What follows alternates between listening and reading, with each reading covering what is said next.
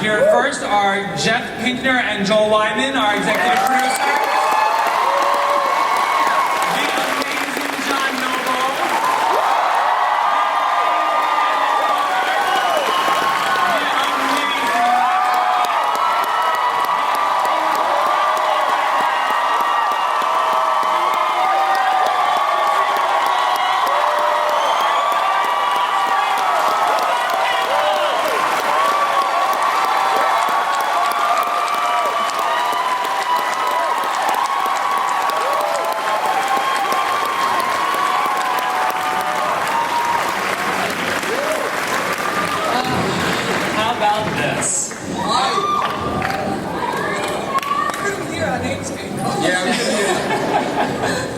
Yeah, keep it down.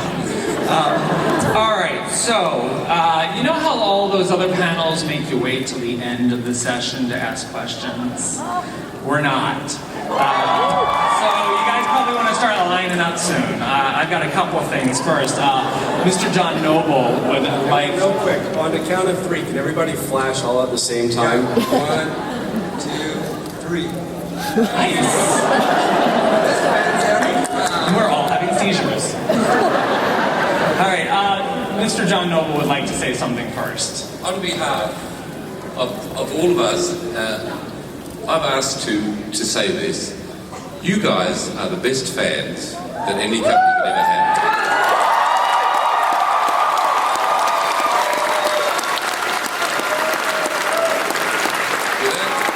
Seriously, without your efforts, without your absolutely rabid support, we wouldn't be here now, we know that. And you really are, we think, the best fans that ever existed. So thank you from all of us, absolutely sincerely.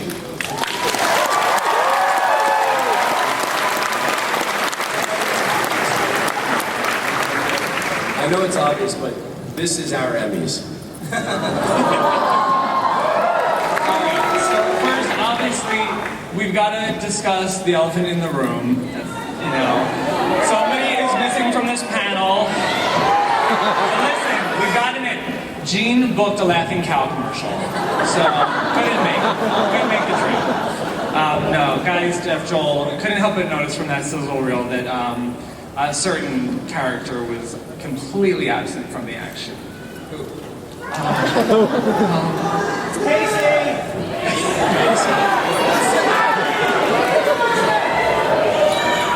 So is there something you can tell us about this? Yeah, here's the truth, guys. It's, you know, plum rolls are really hard to get in Hollywood these days. Very hard. And some people heard that the role of Peter was suddenly available. And I don't know, how do we show, so there's some auditions. Yeah, we're going to show you what we went through to try and find a replacement for Peter.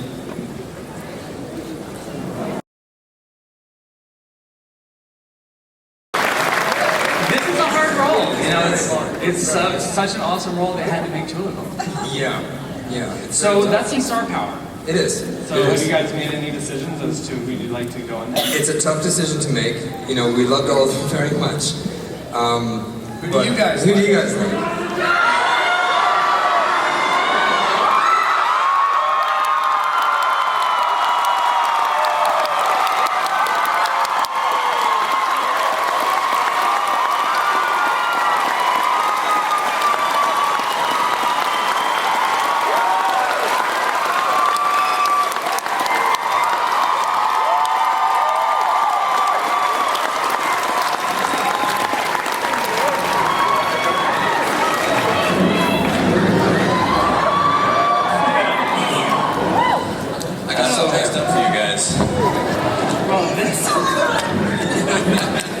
This panel just got interesting. Yeah. Josh, I gotta ask now, what's with the look? I don't know, actually. David Lindelof just sent this to me. Apparently he's on the panel now, too. Thank you, everybody, for coming to PaceyCon 2011. Well,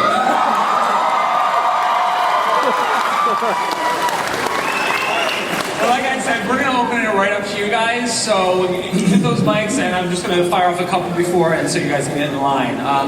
Jeff and Joel, we heard that there was some extra footage, actually, from the finale. There was a lot of extra stuff that we didn't get to see when it aired.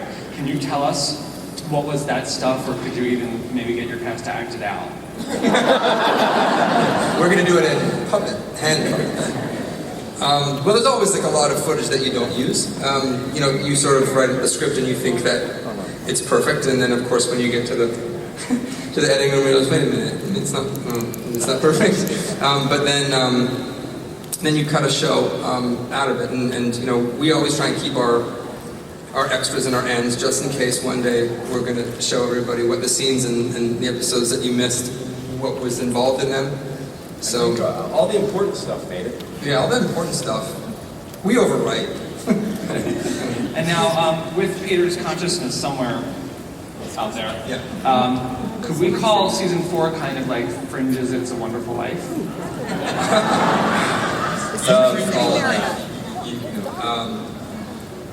I think that, you know, it's not that Peter's consciousness is anywhere. There's no Peter. Peter, you know, doesn't exist, and I think that, you know, Josh calls every day, he's like, guys, what am I doing this year? No, what's the other day? He's like, dude, this is awesome. Just let me know when to show up. All right, here we go.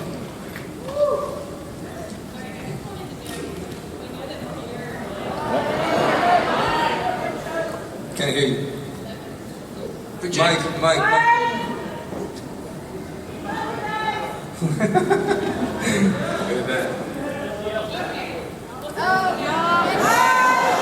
All right, we'll repeat the question. Okay, Go ahead. you say it. I can hear you. Go.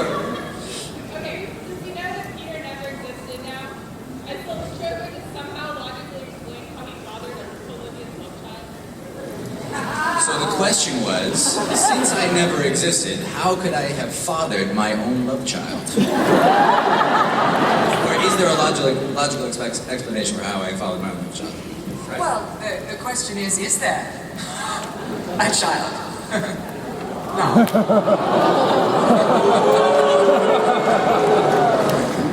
Just asking. So this isn't the case of just a father disappearing on the child. No. We've got enough of it. Yes.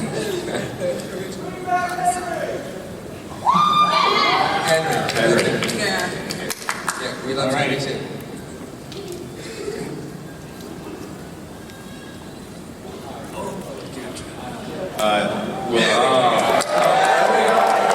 We're working. I'd like to ask, will Anna Torv's character ever learn to control her powers in this season, maybe? Oh. This season. You know, absolutely not. No. You're gonna have, that's something, I mean, we can't give you things that are gonna be spoiled. We love you so much and we want to tell you as much as we can. But those are the types of things that, you know, you're really gonna have to stay tuned and stick with us because all will be answered, we promise. But let's just say that they're not. I'm not sure we've seen all her powers Right. yet. You know, they're not, I mean, who knows? Really? And I don't mean cooking. So far, Anna, you know, one of the powers being channeling Leonard Nimoy.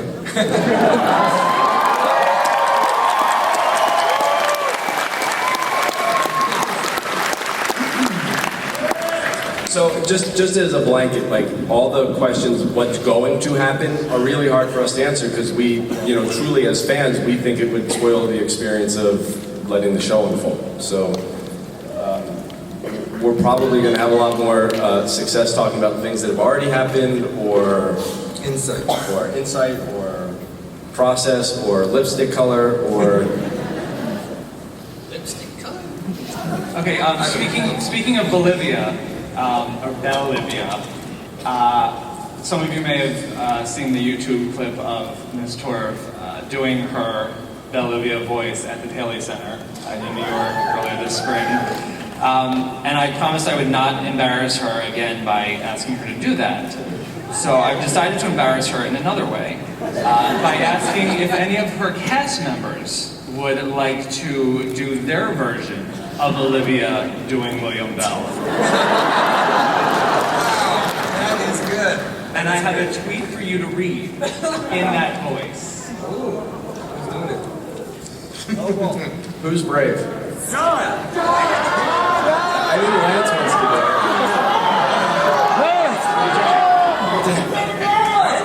All right,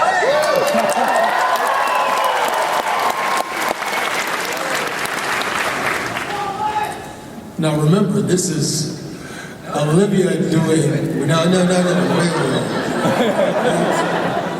You see this guy? You can't. Yeah, see, you're yeah, you don't exist anymore, so stop talking.